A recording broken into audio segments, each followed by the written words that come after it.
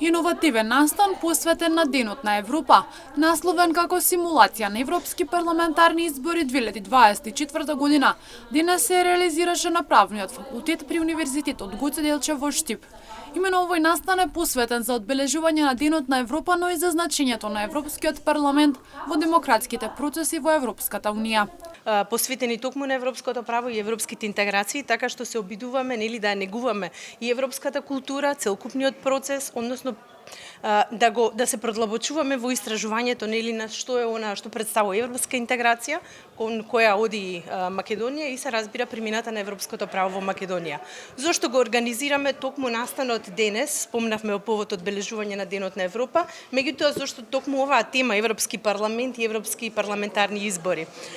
Знаете, нели сите сме свесни дека оваа година навршува последниот мандат практично од последната европска легислатива, така што помеѓу 6 и 9 јуни ќе се одржат европските парламентарни избори и од тие причини решивме да споделиме и да го продлабочиме овој изборен процес, на кој начин се одвиваат, се со цел да ги доближиме поблиску и до студентите, меѓутоа нели поблиску и до, се разбира, до граѓаните, да го прошириме познавањето, свеста, на кој начин се организираат, која е улогата на Европскиот парламент и слично.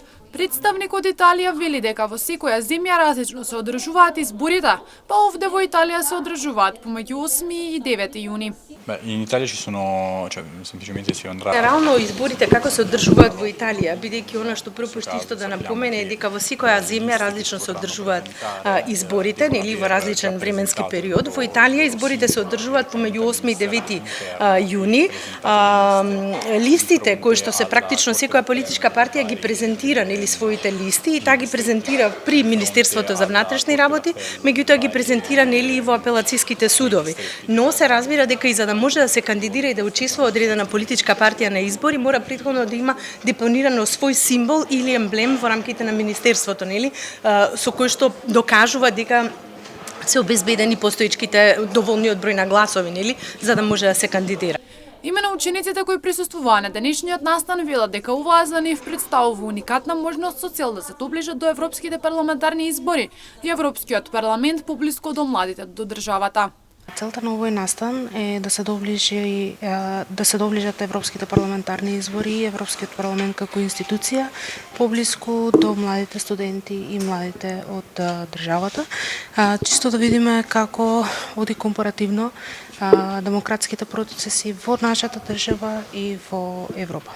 Нашите ученици има уникатна можност да учествуваат на една од панел сесиите организирани од Европскиот парламент, наменета за средношколци, со тоа што има прилика да увидат како работат европратениците во поглед на процесот на носење на регулативи, директиви, со тоа што учениците добиваат тема за обработка, ја анализираат и се ставаат во улогата на европратеници со тоа што ги вреднуваат аргументите за, против и носат одлуки кои што во иднина би требало да бидат дел од секојновието на еден европратеник. Програмата на денешниот настан беше дел од серијата на предавања и презентации преку кои беа истражени различни аспекти на европските парламентарни избори, со особен фокус на значењето и улогата на Европскиот парламент. Воедно имаше интерактивна симулација на изборите за Европски парламент. На настанот имаше ученици од Хрватска и Италија, но и ученици од Средното општинско училиште Лјупчо Сантов од Кучани.